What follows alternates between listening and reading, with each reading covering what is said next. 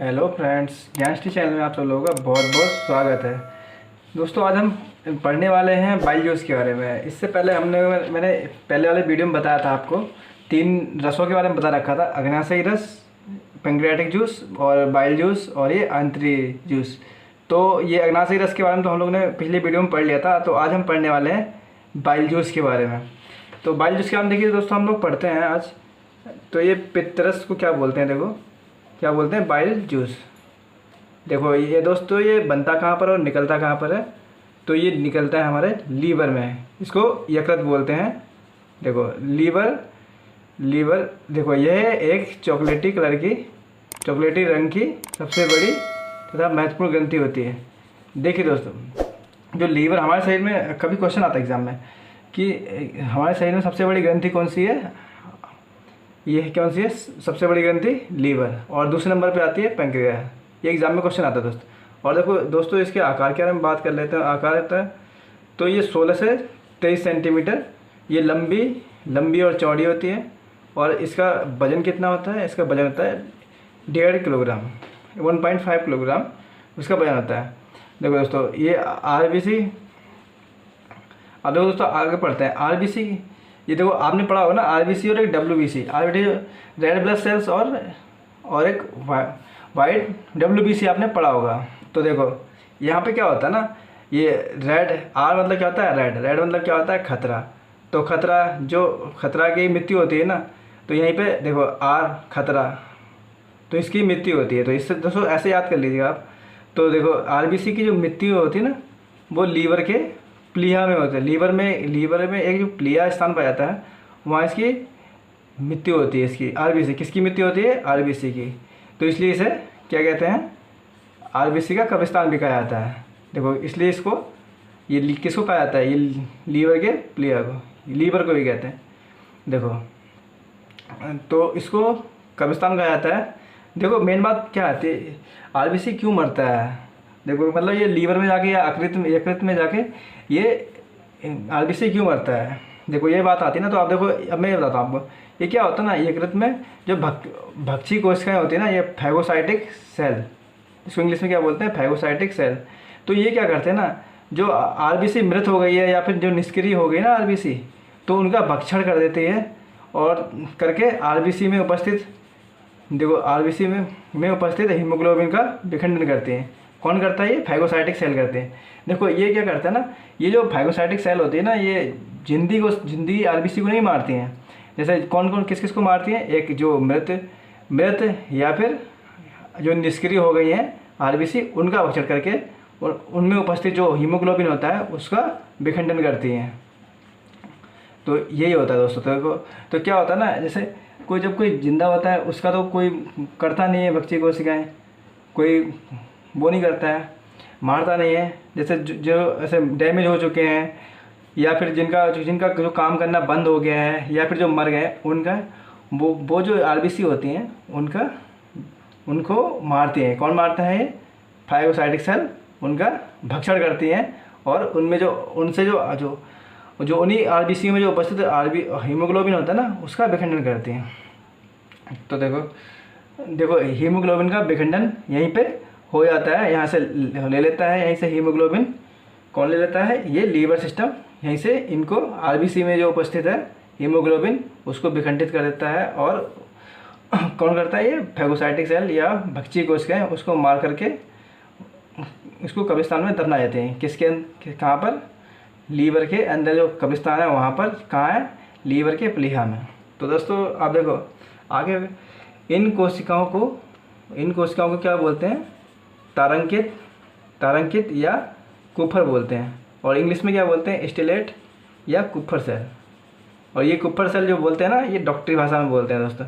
अब देखिए दोस्तों, होता क्या है, जो मृत आरबीसी है ना, जो मरा हुआ आरबीसी है, मतलब मरा हुआ जो आरबीसी है, यहीं से तो इस मृत आरबीसी से पित्तरस का निर्माण होता है। मतलब जो बाइल जूस का निर्माण किससे होता है, जो मृत आरबीसी हैं इन्हीं से पित्तरस का निर्माण होता है। तो देखो दोस्तों, अगर आपसे कोई कभी पूछेगा, अभी अब मैंने इतना बता दिया, तो अब आपसे कोई पूछेगा कि बाइल जूस या मतलब पित्तरस का निर्माण कैसे होता है, तो उसमें कैसे होता है, आप कैसे बताओगे कि जो आरबीसी की मृत्यु होती है ना, तो उसको यकृत की जो भक्षी कोशिकाएं फैगोसाइटिक सेल है उनका भक्षण करता है। जो मरी हुई और निष्क्रिय जो आरबीसी होती है उनका भक्षण करता है, और उसमें जो उपस्थित हीमोग्लोबिन होता है उनको तोड़ तोड़ के उसको विखंडन करता है और उसमें से रस निकाल लेता है, और उसी से आरबीसी ये पित्त रस का निर्माण करता है, या बाइल जूस का निर्माण यहीं से होता है। तो देखो लीवर का बहुत सारा काम होता है। काम तो अलग मैं बताऊंगा आपको काम, लेकिन जो लीवर है तो ये पित्त रस का निर्माण तो कर देता है मृत आरबीसी से, लेकिन ये यकृत के दाहिनी तरफ, ये देखो इसने निर्माण तो कर दिया लीवर ने, लेकिन इसके यकृत के दाईं तरफ जो एक ग्रंथि जुड़ी होती है, जो जुड़ी होती है कौन सी ग्रंथि जुड़ी होती है? पित्ताशय, गॉल ब्लैडर। देखो मैं दोस्तों आपको दिखा देता हूँ। ये देखो ये लीवर था, यहाँ पे गॉल ब्लैडर एक ग्रंथि होती है, और यहीं पे गॉल ब्लैडर में ही ये जो पित्त रस का निर्माण हुआ ये यहीं पर ही स्टोर होते रहता है। देखो ये पित्ताशय क्या होती है? एक थैली होती है, थैलीनुमा संरचना होती है, और इसमें क्या होता है, ये 8 सेंटीमीटर लंबी और 4 सेंटीमीटर चौड़ी होती है। तो पित्त रस इसी थैली में जमा होता है। देखो पित्त रस इसी थैली में जमा होता है। मैंने जो आपको बताया ना यहाँ पर, तो वही याद कह रहा है ये कि पित्त रस यहीं पे जमा होते थे। तो ये देखो बाइल जूस है ना, बाइल जूस इसको हम लोग जो पढ़ रहे हैं ना, क्योंकि देखो अब तो हम लोग जो डॉक्टर की पढ़ाई कर चुके हैं, तो इसको इंग्लिश में डॉक्टरी भाषा में क्या बोलते हैं? बिलिरुबिन। ये डॉक्टर क्या बोलता है इसमें? बिलिरुबिन। हम लोग बोलते हैं बाइल जूस, और डॉक्टर बोलेगा बिलिरुबिन। तो देखो दोस्तों मैं एक बात बताता हूँ आपको कि देखो हमें पढ़ने का मौका बार बार नहीं मिलता है, तो यहाँ पे हम लोग एग्ज़ाम में ही के लिए नहीं पढ़ रहे हैं। हम लोग क्या पढ़ रहे हैं कि ज़िंदगी में जो भी चीज़ें हैं, ज्ञान अगर हम लोग को कुछ नॉलेज मिल जाएगा तो बहुत अच्छा, हम लोग अच्छे से रह सकते हैं, अच्छे से रह सकते हैं। तो देखो हम लोग भी डॉक्टर हो गए हैं, तो यहाँ पे हम लोग अब हम क्या बोलेंगे इसको? बिलिरुबिन। हम भी डॉक्टर हो गए ना, क्योंकि इतना पढ़ लिया हम लोगों ने बायो में, पेट के बारे में, पाचन तंत्र के बारे में। तो देखो इसमें क्या है? बिलिरुबिन कहेंगे। तो देखो बाइल जूस में क्या होता है? इसमें कोई भी एंजाइम नहीं होता है, कोई भी एंजाइम नहीं होता है। देखो इसमें क्या क्या चीज़ होता है बाइल जूस में? देखो सोडियम बाइकार्बोनेट होता है, इसमें सोडियम ग्लाइकोकोलेट होता है, और क्या होता है इसमें? टारोकोलेट होता है। देखो अब इसमें ये बाइल जूस का कार्य क्या होता है, हम लोग ये जान लेते हैं क्या होता है इसमें। देखो आरबीसी में जो मरे हुए आरबीसी हैं उनका, देखो यहाँ पे क्या होता है, आरबीसी जो मरे हुए आरबीसी हैं, देखो उनका भी यहाँ पे काम हो जा रहा है। उनसे क्या निर्माण हो जाता है? उनसे बाइल जूस का निर्माण हो जा रहा है। उसमें उपस्थित जो हीमोग्लोबिन है उसका विखंडन होकर हम लोग को बाइल जूस मिलता है इसमें। या जो निष्क्रिय, देखो कितना अच्छा काम हो रहा है ना यहाँ पे। जो हमारी कोई मरा हुआ भी है इसमें सेल्स, उनका भी काम हो जा रहा है। तो देखो इसका काम क्या होता है, ये भोजन में जो अम्लीय प्रभाव होता है ना, जैसे हम लोग जो एसिड वाले आइटम ज़्यादा लेते हैं ना, उनको कन्वर्ट करता है क्षारीय में। उनको कन्वर्ट कहाँ करता है? क्षारीय में। देखो अम्लीय प्रभाव को ख़त्म करके उनको क्षारीय में बनाने में का काम कौन करता है? ये बिलिरुबिन करता है।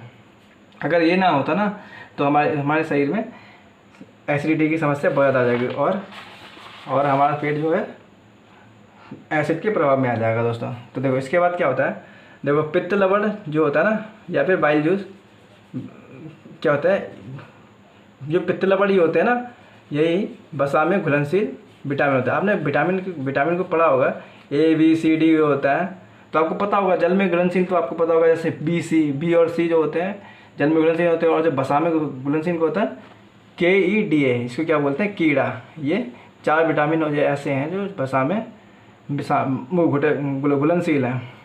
अब देखो 4 तो यहाँ पे वसा में घुलनशील होते हैं, कौन बचता है? B और C जो जल में घुलनशील होते हैं, और ये जो कीड़ा को अवशोषण कर लेते हैं। ये देखो मतलब कि देखो ये अब जा ये पित्त लवण ये घुलनशील विटामिनों को अवशोषण कर लेगा। कौन कर लेगा? सीधे बोले तो हमारा लीवर या फिर यकृत।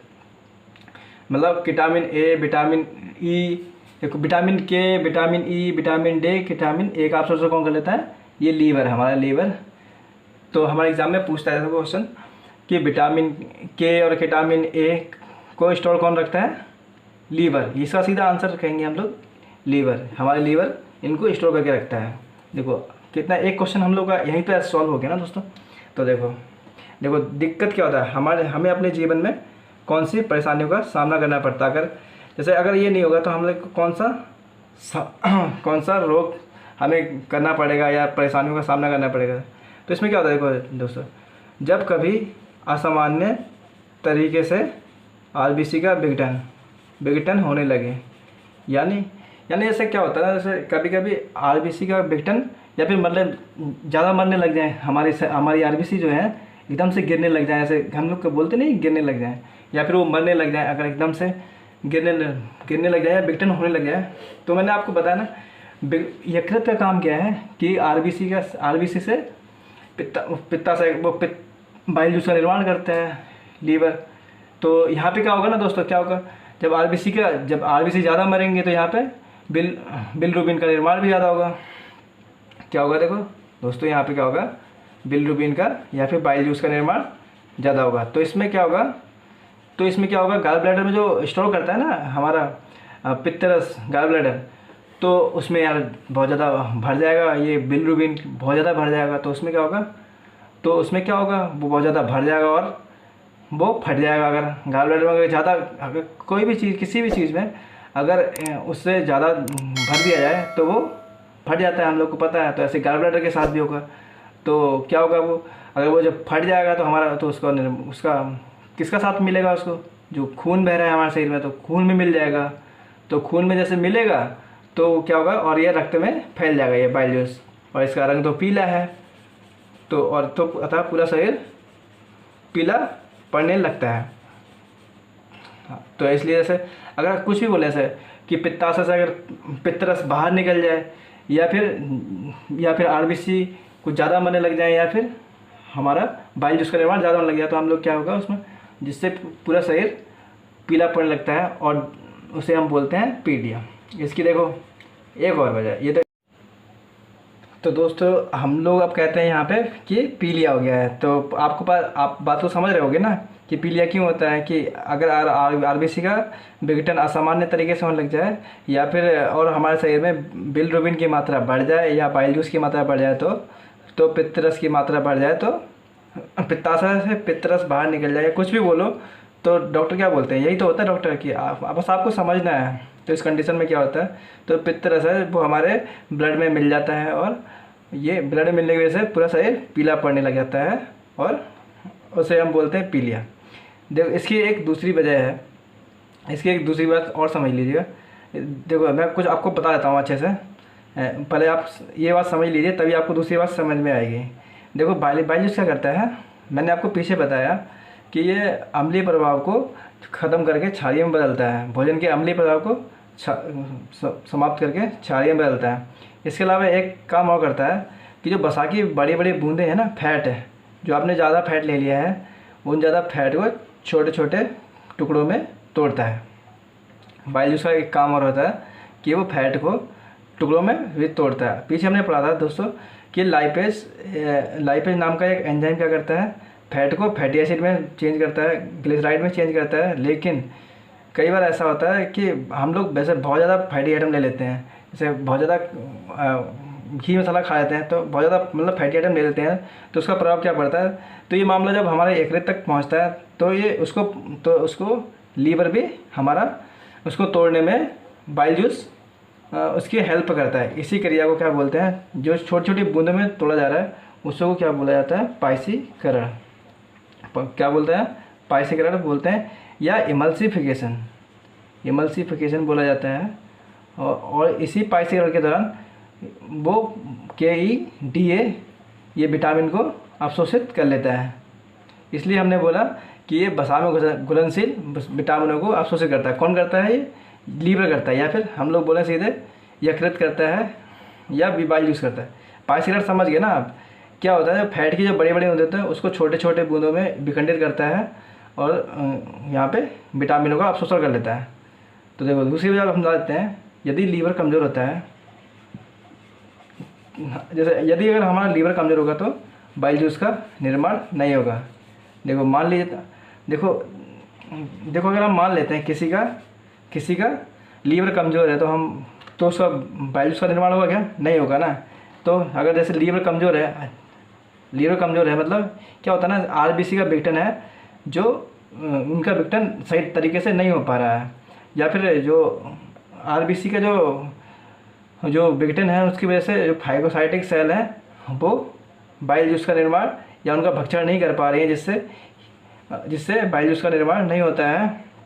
अब अगर बाइल जूस का निर्माण नहीं होगा तो जिससे ये फैट तोड़ा जा रहा था, तो जो मतलब इसी जूस से तो बाइल जूस से तोड़ा जा रहा था ना इसमें ये फैट। तो जब बाइल जूस का निर्माण नहीं होगा तो ये इस फैट को कौन तोड़ेगा? तो अगर लाइपेज नहीं तोड़ पाया तभी तो बात यहाँ तक आई है बाइल जूस तक। तो अब लाइपेज ने तो पूरी कोशिश करी थी अपनी तोड़ने की, लेकिन वो तोड़ नहीं पाया इसकी। लेकिन बसाकी बूंदी ये बड़ी बड़ी हैं तो ये बाइल जूस यहाँ तोड़ता है, लेकिन लीवर कमज़ोर हो गया है तो बाइल जूस बन नहीं पा रहा है। तो बाइल जूस जब निर्माण हो नहीं पाएगा तो ये पाइसीकरण भी नहीं होगा हमारे शरीर में, ये मतलब एमल्सिफिकेशन भी नहीं होगा हमारे शरीर में। तो अब क्या होगा अब क्या होगा? देखो अब क्या होगा हम लोग जानते हैं। अब क्या होगा? अब ये फैट छोटी छोटी बूंदों में चेंज नहीं होगा, या फिर सीधी भाषा में बोलते हैं हम फैट अब नहीं पचेगा, या फिर फैट नहीं पचेगा। तो फैट का पाचन कैसे हो यार?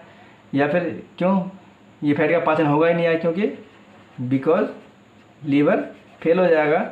इसी कंडीशन को बोलते हैं लीवर फेल हो जाता है जब फैट नहीं पचता है। तो इस कंडीशन को भी बोलते हैं पीलिया। इसको भी क्या बोलते हैं? पीलिया। देखो ये इसमें देखो क्या होता है ना, इसमें शरीर पीला नहीं पड़ता है। देखो शरीर पीला नहीं पड़ता है। देखो ऊपर वाले में तो हम लोग पढ़ लिया कि उसमें जब बाइल जूस अगर हमारे ब्लड में फैल गया तो हमारा शरीर पीला पड़ जाता है। लेकिन यहाँ पे क्या होता है ना, जब यहाँ पे बाइल जूस का निर्माण ही नहीं हुआ तो इसमें शरीर पीला ही नहीं पड़ता है, लेकिन फिर भी लोग इसे क्या कहते हैं? पीलिया बोलते हैं। तो ये गलत जानकारी है, इसको पीलिया नहीं कहते हैं। देखो ये पीलिया नहीं होता है, लेकिन आप सही समझाओगे ना उनको लोगों को कि इसमें इसको पीलिया नहीं कहना है। देखो लोगों को पता नहीं है कि बिलरुबिन है, या लोगों को जानकारी नहीं है कि बिलरुबिन या फिर जैसे। तो अब बिलरुबिन का निर्माण ज़्यादा होगा तब भी दिक्कत है, और जब बिलरुबिन का निर्माण नहीं होगा तब भी दिक्कत है। अगर ज़्यादा निर्माण होगा तो रक्त में फैलेगा और ये पीलिया मतलब शरीर में फैलेगा और पीला पड़ेगी और हम लोगों को पीलिया रोग हो जाएगा। और जब लीवर का निर्माण नहीं होगा तब ये फैट पचेगा नहीं, बाइल जूस का निर्माण नहीं होगा तो फैट ये पचेगा नहीं। तो ऐसी वाली ये सेकंड वाला जो है ना, इसमें क्या करें? फैटी आइटम ना खाएं और तेल मसाले बंद कर दें और अपने लीवर को सही करने की कोशिश करें। देखो तो इसमें क्या होता है ना, डॉक्टर क्या करता है इसमें आपको लीवर को सही करने का दवाई देता है। जैसे कि आपको पता है लीवर 52 के बारे में हमने पढ़ा होगा कि लीवर को सही करने। देखो अगर हम लोग का लीवर अगर सही होगा तो इसमें प्रॉब्लम होगी ही नहीं, बाइल जूस का निर्माण हो जाएगा और ये जो फैटी आइटम जो भी होगा हम लोग फैटी आइटम को पचा सकेंगे। तो इसलिए मैं बताता हूँ, देख एक लीवर 52 आता है ना, एक दवाई आती है लीवर 52, या फिर आप देखो गोली आती है या कुछ भी आती है, तो उसको कम से कम 3 महीने में हम लोग ले सकते हैं उसको। तो देखो दोस्तों 3 महीने में थोड़ा बहुत ले सकते हैं हम लोग, जिससे हमारा लीवर सही बना रहा है। देखो हमारे भाग दौड़ भरी ज़िंदगी है ना दोस्तों, तो हम लोग क्या करते हैं, इन चीज़ों का ध्यान देते नहीं हैं। तो इन चीज़ों को देखो, अगर हमारा लीवर सही रहेगा तो हमारा पाचन सही होगा। तो इसलिए दोस्तों आप लीवर 52 ले सकते हैं 3 महीनों में। भाग दौड़ भरी ज़िंदगी है, लेकिन जब हमारा शरीर ही स्वस्थ रहेगा तभी हम सारा काम कर पाएंगे और काम को आगे बढ़ा सकते हैं दोस्तों। सब स्वस्थ रहेंगे तभी हम सब काम अच्छे से कर पाएंगे और अच्छी ज़िंदगी जी पाएंगे दोस्तों। तो आप दोस्तों 3 महीने में कोई भी एक लीवर 52 की गोली या फिर लिक्विड फॉर्म में भी आता है तो उसको ले सकते हैं दोस्तों। तो और अगर आपका आरबीसी का विघटन ज़्यादा हो रहा है, अगर से फर्स्ट वाला कंडीशन होती है ना आपकी, अगर आरबीसी का विघटन ज़्यादा होने लग जाए, असामान्य तरीके से होने लग जाए, तो इसमें आप एक अच्छे डॉक्टर से सलाह लें और जो भी वो बताता है उनके इंस्ट्रक्शन के फॉलो करें, जिससे बिलरुबिन की हमारा सही मात्रा में बने। तो देखो दोस्तों, हम लोग आगे पढ़ लेते हैं, आगे पढ़ते हैं आंतरिक रस के बारे में पढ़ते हैं। आंतरिक रस ये निकलता है इंस्टेटाइन से, इसको बोलते हैं, या फिर इंस्टेटाइनल जूस। ये निकलता है कहाँ से? इंस्टेटाइन, या फिर छोटी मतलब छोटी आंत या आंतरिक आंतों से निकलता है। देखो इसमें क्या होता है ना, ये छोटी आंत ये कि लूनर ग्रंथियों से स्रावित होता है। प्रतिदिन लगभग 2 लीटर पर डे इसका निर्माण होता है, और इसका पीएच होता है दोस्तों 7.5 से 8.5। देखो दोस्तों, मैंने बताया था जो आंतरिक रस होता है ये अपनी टीम के साथ आता है, ये अपने टीम के साथ आता है एंजाइम और लाइसोजाइम के साथ। देखो लाइसोजाइम तो हमने पढ़ा था पहले, ये एवेंजर है, ये जो भी बैक्टीरिया एंटीबैक्टीरियल है, ये जो भी इतने भी बैक्टीरिया आते हैं हमारे उसमें तो उनको मारता है, ताकि हमारे शरीर में आगे बैक्टीरिया बढ़ ना पाए। देखो जो हमने पहले पाचन तंत्र के पहले वीडियो में पढ़ा था हमने, जैसे लाइपेज, ये एंजाइम होते हैं लाइपेज, ये क्या करता है? बस मैंने बताया था दोस्तों कि लाइपेज मतलब जैसे पेट आई, मैंने बताया था ना, फैट आई, तो ऐसे ही लाइपेज हमने, तो ये क्या करता है? फैटी एसिड को और मोनोग्लिसराइड में इनको तोड़ता है, फैटी एसिड को इसमें तोड़ता है। और माल्टेज आता है, एक माल्टेज एंजाइम होता है, ये माल्टोज को ग्लूकोज में चेंज करता है। और ये देखो सुक्रोज, देखो हमने पहले क्या पढ़ा था, एक लाइपेज पढ़ा था और एक देखो माल्टेज और सुक्रोज और लैक्टेज हमने जो पढ़ा था पहले दोस्तों। एमाइलेज पढ़ा था, एमाइलेज भी क्या करता है? वो स्टार्च या कार्बोहाइड्रेट को तोड़ता है।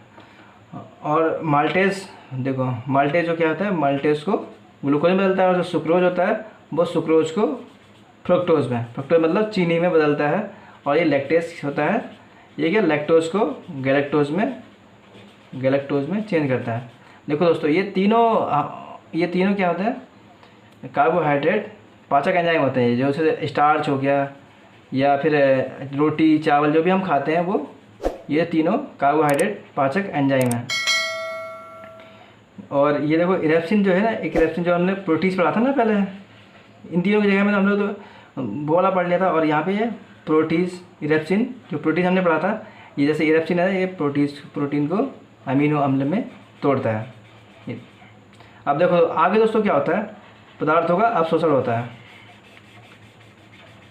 जो चीज़ बच गई है ना दोस्तों, तो अब उनका अवशोषण होता है। देखो अब देखो मनुष्यों में 9 से 10 लीटर पर डे तरल पदार्थों का अवशोषण किया जाता है। देखो पर डे क्या होता है? इसमें 9 से 10 लीटर पर डे, इसमें से 7.5 लीटर जल होता है। अवशोषण का मतलब लिया जाता है, देखो जल, और इसमें से और बाकी क्या होता है? 1.5 लीटर पोषक पदार्थ मतलब विटामिन और लवण होते हैं। तो देखो अगर दोस्तों हम लोग अगर पानी नहीं पिएंगे ना, पानी नहीं पीने की वजह से ना 1000 रोग हो सकते हैं दोस्तों, और सारे लोग पानी पीने की वजह से ख़त्म भी हो सकते हैं। क्योंकि अगर आप अच्छे ढंग से अगर पानी पियोगे ना, पानी की मात्रा ज़्यादा लोगे तो आप स्वस्थ बने रहोगे। विश्वास मानो आप, जैसे अगर आप पानी की मात्रा अगर सही 7.5 लीटर से आगे मतलब कम से कम लेते हो ना ऐसे, तो आप स्वस्थ रहोगे दोस्तों।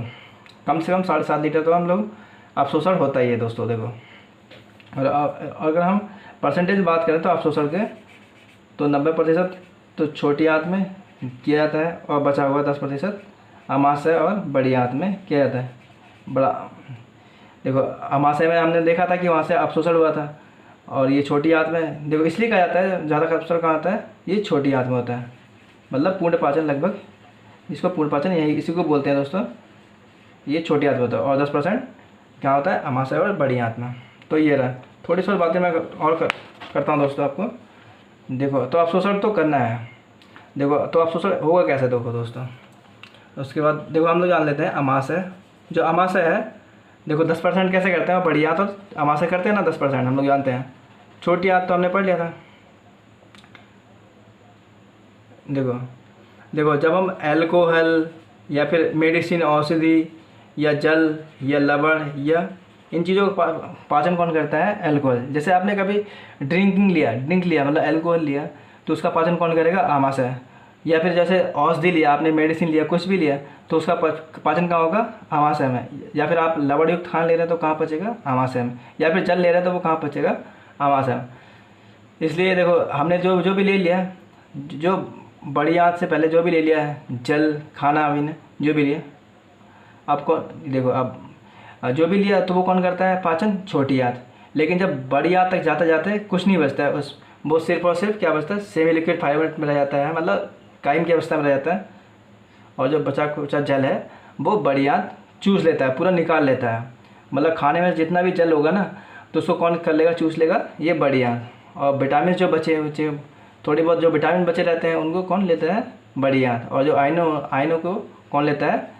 ये बड़ी आंत। मतलब ये बड़ी आंत क्या करता है? लिक्विड फॉर्म में जो चीज़ें होती हैं उन चीज़ों को ही बड़ी आंत लेता है। जैसे कभी कभी क्या होता है, जैसे लूज मोशन हो जाता है कभी कभी, मतलब तो उसमें क्या होता है? लिक्विड फॉर्म में जैसे लूज मोशन हो जाता है तो उसमें क्या होता है? लिक्विड फॉर्म में वो निकलता है, आपका अपशिष्ट पदार्थ निकलता है। तो उसमें क्या होता है ना, देखो आपने पता है ना, यहाँ पे बड़ी आंत पढ़ रहे हैं हम लोग। बड़ी आंत क्या करता है ना, ये जल का पूरा पाचन ये कर लेता है। तो देखो छोटी आंत भी लेता है, आमाशय भी लेता है, मतलब जल का प्रयोग हर जगह होता है, हर जगह। लेकिन लूज मोशन कंडीशन में इन तीनों के द्वारा, आमाशय के द्वारा, छोटी आंत के द्वारा और बड़ी आंत के द्वारा जल का अवशोषण उस प्रतिशत में नहीं हो पाता है जिसकी वजह से लूज मोशन हो जा रहा है। तो लूज मोशन अगर हो रहा है तो सबसे बड़ा अपना संभालने का क्या तरीका है? इसमें आपको ज़्यादा से ज़्यादा पानी पीना पड़ेगा, या फिर मिनरल्स और विटामिन आयनों से युक्त मतलब पानी पियो। अगर जल इन चीज़ों की कमी हुई, पानी कमी हुई, मतलब भाई हम लोग पानी कम पी रहे हैं तो भाई ये होता है। तो उसमें क्या होता है? डिहाइड्रेशन हो जाता है और आपको लूज मोशन लग जाता है। उसमें क्या होता है? बेहोश की अवस्था होती है, या फिर हमारा मतलब उसमें क्या होता है, फिर कभी कभी तो ऐसे बेहोश हो जाता है आदमी, या फिर हॉस्पिटल ले जाने की नौबत आ जाती है दोस्तों। तो क्या होता है, तो डॉक्टर क्या करेगा? सबसे पहले उसमें उसको पानी की कमी दूर करेगा और ग्लूकोज की एक बोतल लटका देगा आपके शरीर के अंदर। ग्लूकोज या फिर पानी की मात्रा आपके शरीर में इंजेक्ट करने लग जाएगा। तो वो डिहाइड्रेशन कंडीशन को दूर करने की कोशिश करें। अगर आपको जैसे, तो दोस्तों क्या होगा, अगर आपको लूज मोशन हो रहा है तो लूज मोशन में आपको प्रॉब्लम आ रही है तो आप मेट्रोजिल एक दवा आती है उसको ले सकते हैं। मतलब 200 mg 400 mg में आती है तो वो क्या करती है पता है? मेट्रोजिल का काम क्या होता है? वो आमाशय और बड़ी आंत और छोटी आंत को क्या करते हैं? एक्टिव करता है वो, ताकि वो जल को अवशोषित कर ले। मतलब आमाशय, छोटी आंत और बड़ी आंत को अवशोषण करने लग जाए। तो देखो मेट्रोजिल क्या करती है? उसका खाली काम यही है कि आमाशय, छोटी आंत और बड़ी आंत को एक्टिव करता है खाली। तो उसमें क्या होता है ना, देखो यार, लूज मोशन कुछ होता नहीं है। लूज मोशन होता क्या है? जैसे ये आपका ऐसे मान लो, ये आपका क्या है? ये आपका बॉक्स है, ये मलाशय है मान लेते हैं। इसी में जाके मल सुरक्षित होता है, स्टोर होता है। और जब ये मल पूरा भर जाता है तो थैली भर जाती है तो आपको टॉयलेट आती है, एहसास आता है और आप टॉयलेट चले जाते हैं और सारी चीज़ें सही हो जाती हैं। इस कंडीशन में क्या होता है? जब जल का अवशोषण नहीं होगा तो ये बार बार भर जाएगा। देखो जब कोई ना आमाशय, ना छोटी आंत, ना बड़ी आंत कुछ जल का अवशोषण कर नहीं पा रही है तो ये लिक्विड होने की वजह से ये बार बार भर जा रहा है, तो आपको लूज मोशन होएगा, बार बार हो रहा है। तो ऐसे कंडीशन में क्या करें? अगर आप जल लोगे तो खाना खाओगे तो दिक्कत होगी, लेकिन आप पानी पियोगे तो इसमें नहीं भरेगा, पानी नहीं भरेगा, वो जाके मूत्राशय वाली थैली में भरता है ना। लेकिन जब क्या होता है, जब हम दवाई खा लेंगे तो ये सब एक्टिव हो जाएंगी और जल का अवशोषण होगा तो ये जल्दी भरेगा नहीं, ये भरेगा नहीं और लूज मोशन की समस्या ठीक हो जाएगी। तो और आप 1-2 दिन में ठीक हो जाओगे। मेट्रोजिल दवाई है दोस्तों। चलो दोस्तों, वो तो बात की बात रही। देखो अब देखो दोस्तों, छोटी आंत के जो इलियम वाले भाग में, जो इलियम वाला भाग है ना, छोटी आंत, मैंने बताया था ना आपको, छोटी आंत 3 पार्ट में होती है। देखो जो इलियम वाला पार्ट होता है वो, उसमें करोड़ों की संख्या में अंगुलिनुमा संरचना पाई जाती है। देखो उसी अंगुलिनुमा संरचना को क्या बोलते हैं? रसांकुर, या हिंदी में बिलाई, इंग्लिश में बिलाई, मतलब, और हिंदी में रसांकुर और इंग्लिश में इसको बिलाई बोलते हैं। और 1-2 नहीं, इसमें दोस्तों करोड़ों की संख्या में होते हैं। ये बिलाई क्या करता है? इसमें भी जितना भी सूक्ष्म जो कायम जो भी बदल सूक्ष्म पोषक मतलब सूक्ष्म भोजन है जो सेमी लिक्विड फॉर्म में सूक्ष्म, वो क्या करता है, देखो बिलाई का आकार ऐसा होता है, मैं बताता हूँ, ऐसा होता है, ये ऐसे ऐसे, इसमें रुधिर वाहिकाओं का जाल फैला हुआ था इसी में, ये बिलाई में। वो क्या करती हैं, रुधिर वाहिकाएँ क्या करती हैं इसमें, वो कायम से, जो कायम है ना, जो कायम हम लोग सेमी लिक्विड फॉर्म में जो पोषक, तो क्या करता है उसमें से सूक्ष्म पोषक तत्वों को निकाल लेता है, मतलब ग्लूकोज, अमीनो एसिड, इनको अवशोषित कर लेता है, अवशोषित कर रक्त में मिला देता है। इनको अवशोषित कर लेता है और ये रक्त में मिला देता है, ब्लड में मिला देता है। ठीक है दोस्तों, ये देखो अब ये पोषक तत्व जो होता है ना, अब ये पोषक तत्व हिपैटिक पोर्टल वेन, मतलब एक नस होती है, नस, वेन का मतलब नस हो गया, देखो एक वेन होती है जो हमारे ये इसके हिपैटिक पोर्टल वेन, जिसका नाम क्या है, हिपैटिक पोर्टल वेन, इसके माध्यम से, जिसके द्वारा ये लीवर तक जाती है। मतलब ये बिलाई क्या करती है, इसमें सूक्ष्म रुधिर वाहिकाएँ होती हैं और ये इन्हीं के द्वारा ये ग्लूकोज, ये अमीनो एसिड, इनको अवशोषित करके रक्त में मिला के ये हिपैटिक, इसके द्वारा ये लीवर में भेजता है। और लीवर क्या करता है, हानिकारक पदार्थों को अलग करके ये अमोनिया और यूरिया में निर्माण में, तो देखो का निर्माण करता है। ये कौन करता है, ये लीवर करता है। तो देखो अमोनिया और यूरिया का निर्माण कहाँ होता है, हमारे लीवर में होता है दोस्तों। और इसका फिर उत्सर्जन, और इसी को ये फिर देखो और जनरेट करके इनको उत्सर्जन कर देता है लीवर। कौन करता है, ये अमोनिया और यूरिया का उत्सर्जन ये करता है। तो देखो मेन है दोस्तों कि अमोनिया और यूरिया का निर्माण कहाँ होता है, ये लीवर में होता है दोस्तों। ये ध्यान रखिएगा दोस्तों, ये बहुत इंपॉर्टेंट है ना। देखो इसी कारण देखो जब कभी व्यक्ति की मृत्यु जहर खाने से होती है ना दोस्तों, कभी दोस्तों जैसे जहर खाने से मृत्यु होती है ना, तो उसको क्या होता है, तो उसके पोस्टमार्टम में क्या होती है, तो उसके लीवर की जांच होता है। तो देखो दोस्तों कभी कोई जहर खा के कोई मृत्यु बढ़ता है ना, तो दोस्तों कोई कहता है कि इसका शरीर नीला, पीला, काला पड़ जाएगा, कैसे ही पड़ जाएगा।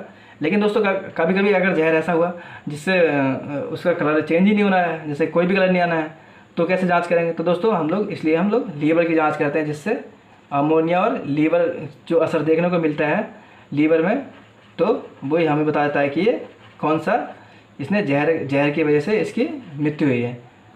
देखो एक्चुअली हम जहर क्या करता है, जहर हमारे तंत्रिका तंत्र पर प्रभाव डालता है, और वो हमारे जैसे सिस्टम, जो भी सिस्टम है, जैसे लीवर सिस्टम है, डाइजेशन सिस्टम है, या फिर उत्सर्जन तंत्र है, एक्सक्रीटरी सिस्टम है, तो उसको तोड़ देता है और जिससे व्यक्ति की मृत्यु हो जाती है। जब ये सिस्टम काम ही नहीं करेगा यार, तो जहर हम लोग को ऐसे ही मार देगा। जब यही सिस्टम हमारे शरीर में बहुत काम के होते हैं, और अगर यही चीज़ें काम नहीं करेंगे तो हम लोग, कोई भी आदमी मर जाएगा। इसी के कारण ये जहर की वजह से जहर खाने से आदमी की मृत्यु जाती है। तो देखो दोस्तों मैं आपको जो भी पढ़ा रहा ना, ये एकदम बढ़िया, मतलब आपको बढ़िया नॉलेजेबल टॉपिक दिया जा रहा है, तो दोस्तों आप इनको ज़रूर देखिएगा। तो दोस्तों मैं जो चीज़ दे रहा हूँ इसको आराम से पढ़ो, नोट्स बना लो दोस्तों, तो आपको इतने अच्छे से आएगा, बहुत अच्छे से आएगा। और दोस्तों अगर आपको वीडियो पसंद आया होगा तो चैनल को लाइक, शेयर एंड सब्सक्राइब जरूर करिएगा दोस्तों। थैंक यू दोस्तों।